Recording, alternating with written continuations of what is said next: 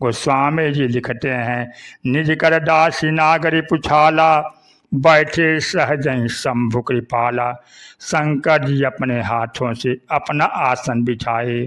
शंकर जी वक्ता हैं, उनके अनेक गण हैं, अनेक सेवक हैं, अनेक शिष्य हैं, पर शंकर जी निज आसन बिछा करके जब आसीन हो गए और पार्वती जी उनको प्रसन्न देखी, तब अच्छा अवसर जानते हुए शिव जी के पास गई। पार्वती भल अवसर जानी, गई शंभु पहि मातु भवानी। जान प्रिया आदरवती किन्हा, वाम भाग आसन हरि दिन्हा। बैठे शिव समीप हर साई, पूरब जन्म कथा चिताई। पूरब जन्म कथा चिताई। सती जब शिव जी के साथ कुंभज ऋषि के यहाँ कथा श्रवण करने के लिए गई थी, तो कथा ध्यान से नहीं श्रवण की, इसलिए वह राम जी का दर्शन पा करके भी संशय में पड़ गई। जब पार्वती बनती हैं, अपने संशय निवारण हेतु हाथ जोड़कर कहती हैं, कथा जो सकल लोक हितकारी, सोई पूछन चह शैल कुमारी। महाराज, संसार का हित करने वाली जो कथा है वह शैल कुमारी पूछती हैं। पार्वती जी उलाहना देते हुए कहती हैं कि मैं सुनना चाहती हूँ, पर ऐसा नहीं कहती, शैलपुत्री सुनना चाहती हूँ।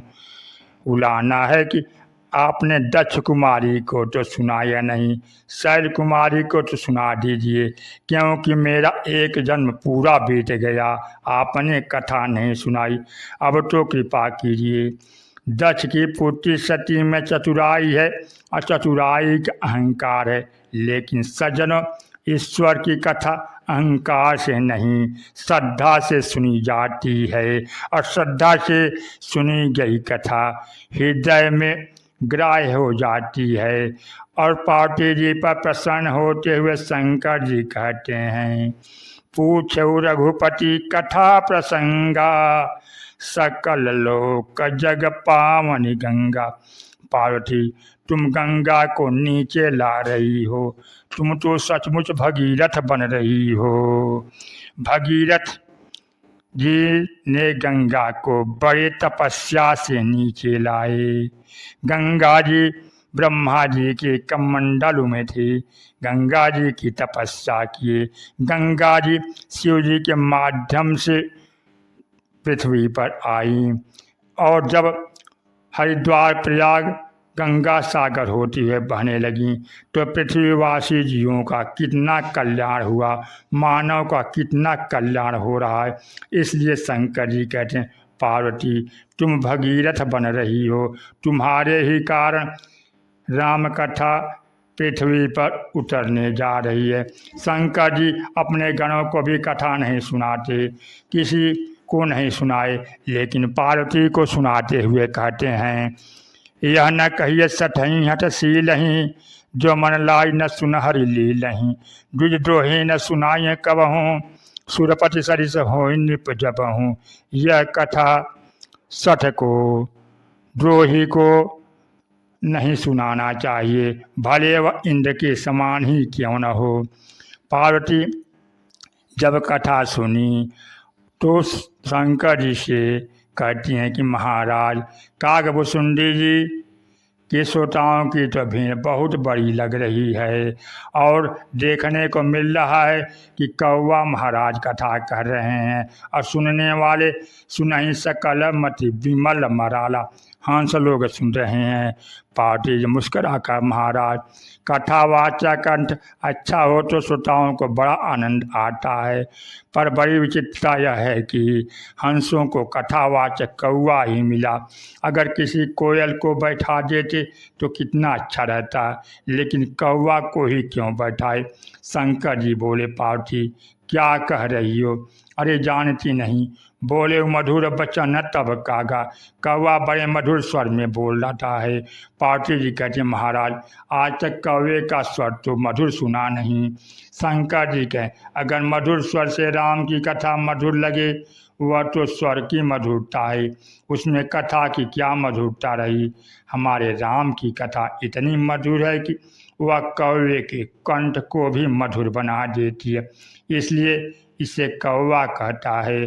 तब भी हंस लोग सुनते हैं। पार्वती श्रद्धा हैं और हंस विचारक हैं। ज्ञान विचार विराग मराला। राम कथा को पहले विश्वास ने कहा और श्रद्धा ने सुना। नीलगिरी पर्वत पर कागभुसुंडी के रूप में निष्ठा ने कहा और विचारक हंसों ने सुना। फिर भी राम कथा कैलाश और नीलगिरी पर्वत पर है। किंतु जिस प्रकार से गंगा पहाड़ से उतर करके तीर्थराज प्रयाग में आती है, वहाँ पर स्नान करके लोग धन्य धन्य हो जाते हैं। इसी प्रकार जब राम कथा तीर्थराज प्रयाग में याज्ञवल्क्य के जी द्वारा भरद्वाज जी को सुनाई जाती है, तो वहाँ पर अनेक यात्री संत ऋषि सब कथा सुनते हैं। तीर्थराज प्रयाग में कथा सबके लिए सुलभ हो जाती है। फिर भी मुनि ही श्रोता हैं और मुनि ही वक्ता हैं। धर्मशास्त्र के आचार्य याज्ञवल्क्य जी हैं और भरद्वाज जी जैसे मननशील मुनि। लेकिन चौथे घाट पर कल्याण हेतु गोस्वामी तुलसीदास जी अपने दुष्ट मन को कथा सुनाते हुए कहते हैं, सुनहि संतत सठ मना। शंकर जी जब सुनते हैं तो मुस्कराकर गोस्वामी तुलसीदास जी से कहते हैं, तुलसीदास मैंने तो दुष्टों के सुनने पर रोक लगाई थी, पर तुम दुष्ट को सुना रहे हो। गोस्वामी जी कहते हैं, महाराज गंगा जब तक शिव की जटा में थी तब तक चाहे सरसुलभ न हो, पर जब नीचे आएंगी तो क्या यह भेद किया जाएगा कि इसमें कौन नहाए और कौन न नहाए। नीचे उतरकर तो गंगा सबको धन्य बनाती हैं, किसी भी जाति का हो, किसी भी वर्ग का हो। गंगा के समान राम कथा अत्यंत सुलभ होकर समस्त संसार का कल्याण करने वाली है। इसलिए राम कथा गंगा है, जमुना है, सरस्वती है। राम भक्ति जहाँ सुर सही धार, यहाँ तक कि कलयुग के लिए राम कथा कलि कामद गाई। राम कथा मित सागर था न पावई कोई, संतंग संग जोश नहीं तुम्हें सुनाई से। सने सने राम कथा श्रवण करने हेतु चैनल पर नहीं तो चैनल को सब्सक्राइब करें, कथा वीडियो को लाइक हाइप करें।